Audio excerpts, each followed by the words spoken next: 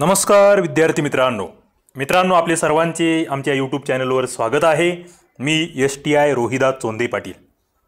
आज आपल्याला काय बघायचं आहे? आज आपल्याला 3 कन्सेप्ट बघायचे आहेत आणि त्या एकदम सोप्या भाषेत एकदम परस्पर संबंधाने जोडलेल्या अशा। कोणकोणते आहेत 3 कन्सेप्ट? तर पहिलं आहे ते म्हणजे खारे वारे। मित्रांनो, खारे अर्थात त्यांना आपण सागरी वारे असंही म्हणतो। दुसरे आहेत मतलई वारे।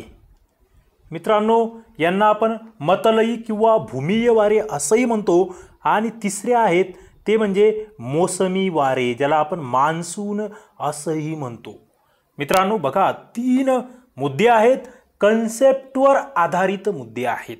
म्हणजे नेमके खारे वारे कसे तयार होते, मतलई वारे कसे तयार होते आणि या दोन्ही वाऱ्यांचा एक व्यापक प्रकार म्हणूया आपण किंवा व्यापक परिणाम ज्याला आपण म्हणतो तो म्हणजे मोसमी वारे। तर शेवटपर्यंत हे लेक्चर बघा, तुमचे खारे वारे, मतलई वारे आणि मोसमी वारे या 3 कन्सेप्ट क्लिअर झाले असतील, त्याही आपण अत्यंत चित्रात्मक स्वरूपात बघणार आहोत। बघा, पहिला प्रश्न माझा तुमच्यासाठी आहे। प्रश्न तुम्हाला कशा कशा स्वरूपाचे येऊ शकतात ते आधी लक्षात घ्या। बघा, पहिला प्रश्न तुम्हाला येऊ शकतो, दिवसा भूपृष्ठालगत वारे समुद्राकडून जमिनीकडे का वाहतात? दिवसा समुद्राकडून जमिनीकडे का वाहतात?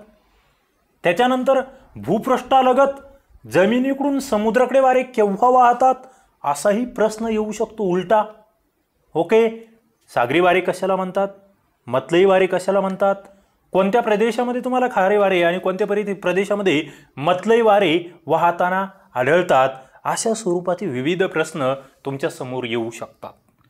मित्रांनो, आपल्याला समजून हे घ्यायचं आहे। बघा, आपल्या समोर 2 गोष्टी आहेत। इथे ही तुम्ही आकृती बघतात, नकाशा बघता, एक प्रतिमा बघता, थोडक्यात इमेज। इथे तुमच्याकडे या ठिकाणी समुद्र आहे, ओके, आणि या ठिकाणी थोडक्यात जमीन आहे। आधी नीट लक्षात घ्या, नंतर मग तुम्हाला खारे वारे आणि मतलई वारे दोन्ही कळतील, पण आधी मी काय म्हणतो आहे ते लक्षात घ्या। बघा, तुमच्याकडे जमीन आहे, तुमच्याकडे समुद्र आहे। तुम्हाला आधी या दोघांमधील जे काही गुणवैशिष्ट्ये आहेत ते कळाले पाहिजे। जमिनीबद्दल जर बोलायचं झालं मित्रांनो, जमिनीबद्दलच्या काही गोष्टी नीट लक्षात ठेवा।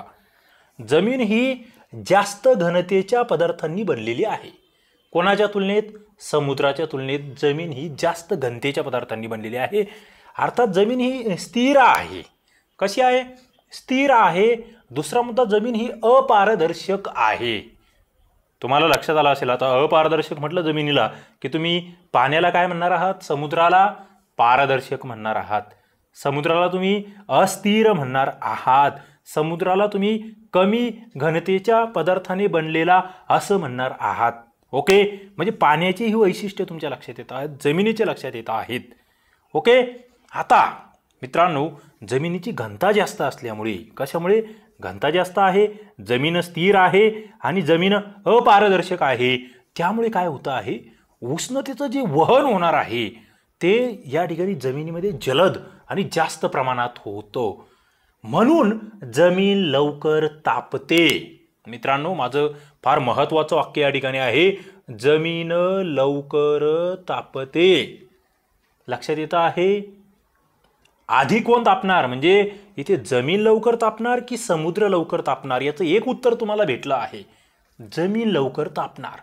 ते का तापणार हेही उत्तर तुम्हाला भेटलं आहे, कारण की जमिनीची घनता जास्त आहे, ती स्थिर आहे, ती अपारदर्शक आहे, तिच्यातून उष्णतेचं वहन हे जलद आणि जास्त होतं, म्हणून जमीन काय होणार आहे? लवकर तापणार आहे। त्या मानाने पाण्याचं कसं आहे? पाण्याची घनता कमी आहे, पाणी अस्थिर आहे, पाणी पारदर्शक आहे, त्यामुळे पाणी लवकर तापत नाही। आणि याच्यावरच खारे वारे आणि मतलई वारे हे अवलंबून आहेत। याच्यावरच मोसमी वारे यांची निर्मिती या सागर आणि जमीन, पाणी आणि जमीन यांच्या तापण्यावर अवलंबून आहे। म्हणजे मित्रांनो, तुम्ही जमीन आणि सागरी भागातील जो काही हवेच्या दाबामध्ये फरक पडतो तो याच कारणामुळे पडत असतो, कारण की हवेमधलं जे तापमान आहे त्या तापमानावर हवेचा दाब ठरणार आहे। ज्या ठिकाणचं तापमान वाढलं त्या ठिकाणच्या हवेचा दाब कसा होणार? कमी होणार। तापमान वाढलं म्हणजे हवा त्या ठिकाणी हलकी होते, आपोआप दाब कमी होतो। तापमान कमी झालं, हवा जड होते, आपोआप हवेचा दाब वाढतो, हे मुद्दे लक्षात घ्या. आता मग काय बघा, तुम्हाला जर विचारलं की बाबा दिवसाची स्थिती आहे, ओके, आता तुम्हाला दिवसा नेमकं काय घडू शकतं आणि रात्री काय घडू शकतं ते आधी समजून घ्या. मग तुम्हाला कळेल की खारे वारे नेमके केव्हा आणि कुठून वाहतात, मतले वारे केव्हा आणि कुठून वाहतात. दिवसा जर तुम्ही बघितलं तर हे समुद्राचं पाणी आहे, ओके. या पाण्याच्या तुलनेत आता समजा दिवस उगवला, सकाळी तुम्ही 6 वाजता उठलेले आहात, 6:30-7च्या दरम्यान केव्हा तरी दिवस उगवलेला आहे, ओके. आता दिवस उगवल्यावर हे पाणी लवकर तापणार की जमीन लवकर तापणार हे मला तुम्ही सांगायचं आहे. काय सरळ सरळ उत्तर तुम्ही द्याल की आपण वरती बघितलेलं आहे, जमीन लवकर तापणार, जमीन जास्त प्रमाणावर तापणार, ओके.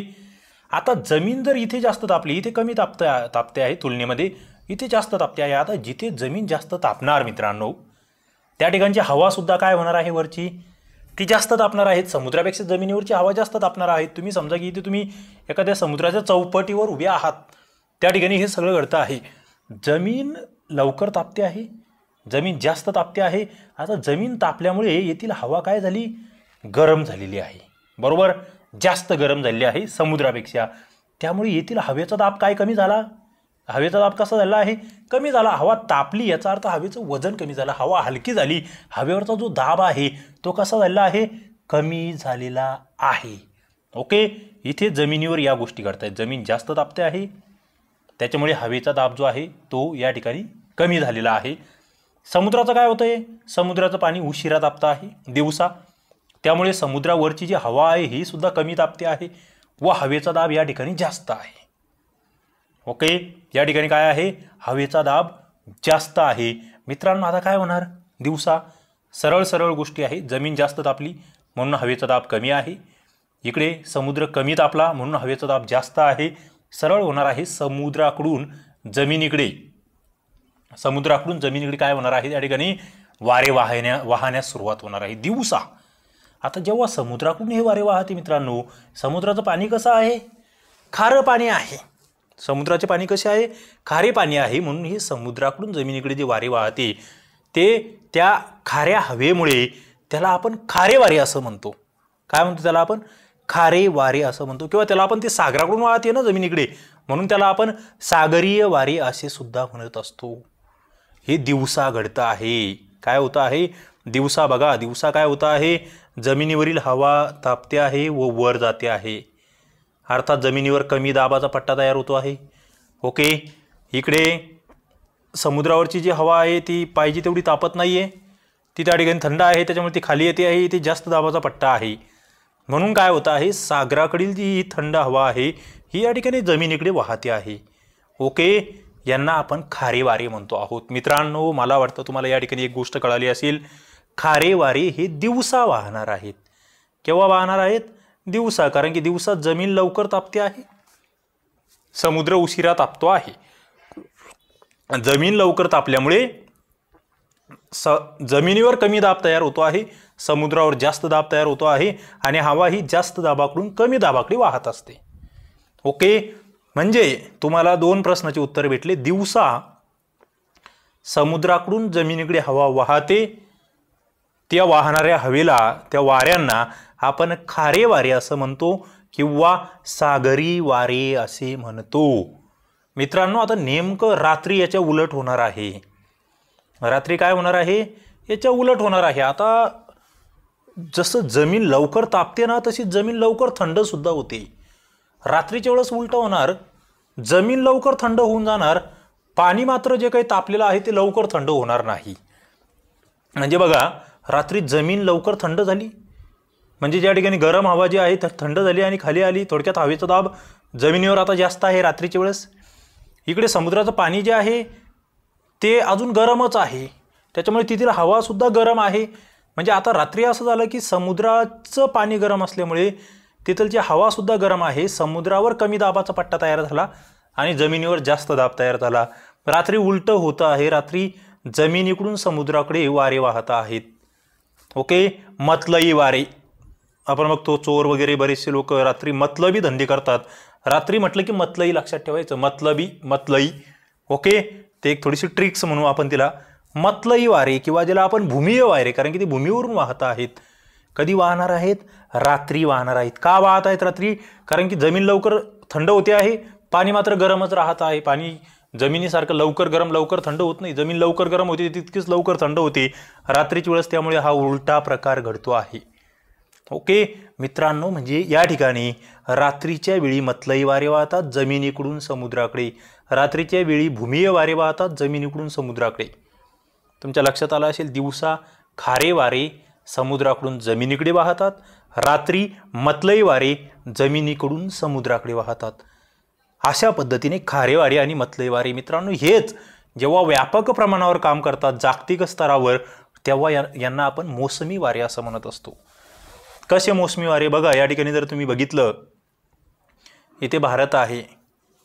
ओके, आता इथे कमी दाबाचा या ठिकाणी हा जर तुम्ही बघितलं इथे लालसर, तर आपण बघतो एक मार्च एप्रिल मे मध्ये आपल्याकडे या ठिकाणी अत्यंत उष्णता असते या भागामध्ये. आणि हे जे आहे समुद्र जो आहे तो थंड असतो त्या मानाने. म्हणजेच एप्रिल मे मधल्या त्या उन्हामुळे काय होतं आहे, या थंड भागाकडून गरम भागाकडे, म्हणजे इकडे आपल्याकडे कमी दाबाचा पट्टा तयार झालेला आहे, इकडे जास्त दाब आहे. ओके, इकडून आपल्या जमिनीकडे थोडक्यात भारताकडे ती हवा वाहत येते आहे. ओके, म्हणजे आपल्याकडचा हा जो पट्टा आहे कमी दाबाचा एक शांत विषुववृत्तीय पट्टा तयार झालेला आहे हा मधला, त्यामुळे ही हवा अशी वरती वाहत येते आहे. यालाच आपण मोसमी वारे असं म्हणतो. दुसरं तुम्ही याला आपण याचा नैऋत्यकडून वाहत येतात आपल्याकडे म्हणून यांना नैऋत्य मोसमी वारे म्हणतो. हाच पाऊस जेव्हा वापस जाण्यास सुरुवात होते तेव्हासुद्धा इथे जास्त दाबाचा एक विषुववृत्तीय पट्टा या ठिकाणी तयार झाला आहे, इथे कमी दाबाचा पट्टा तयार झाला आहे. इथे ईशान्य मोसमी वारे जे आहे हे उलट जात आहेत. ओके, तो एक प्रकार आपण बघत असतो. म्हणजे हे जे मोसमी वारे आहेत हे सुद्धा या मतलई वाऱ्याचे आणि खारे वारे यांचंच एक विस्तारित रूप आहे, हे आपल्याला या ठिकाणी बघावयास मिळते. मित्रांनो, अशा पद्धतीने हे जे वारे आहे म्हणजे थोडक्यात काय, जमीन आणि पाणी यांचं ऋतुमानानुसार जे काही तापमान बदलत असतं यानुसार आपण बघतो की उन्हाळ्यामध्ये मोसमी वारे हे जमिनीवरून समुद्राकडे वाहत आहेत उन्हाळ्यामध्ये. ओके, जमिनीकडून समुद्रात वाहतात. तर तुम्ही हिवाळ्यामध्ये ते त्या ठिकाणी उलट्या पद्धतीने वाहत असतात. उन्हाळ्यामध्ये समुद्रावरून जमिनीकडे वाहतात, तर हिवाळ्यामध्ये काय होत आहेत, ते जमिनीकडून समुद्राकडे वाहत आहेत. तर अशा पद्धतीने हे मोसमी वारे आणि त्यांचा मग अफाट असा पूर्ण पृथ्वी तलावर आपण बघतो परिणाम होत असतो. मित्रांनो, थोडक्यात तुम्हाला मतलई वारे आणि खारे वारे जर कळाले तर मोसमी वारे हे आपोआप कळायला लागतील. नक्कीच तुम्हाला या ठिकाणी कन्सेप्ट कळालेली असणार आहे. आणखी काही प्रॉब्लेम असतील तर नक्कीच कमेंट बॉक्समध्ये विचारा. मला तरी वाटतं मी एकदम सोप्या भाषेमध्ये तुम्हाला एक या आकृतींच्या चित्रांच्या माध्यमातून हे समजवलेलं आहे. व्हिडिओ तुम्हाला आवडला असेल तर नक्की लाईक करा, आपल्या मित्रांना शेअर करा आणि तुम्ही नवीन असाल या चॅनलला, असेच माहितीपूर्ण व्हिडिओज तुम्हाला बघायचे असतील तर सबस्क्राईब करून नोटिफिकेशन बेल या ठिकाणी दाबून ठेवा. चला या ठिकाणी आपण थांबूया. धन्यवाद.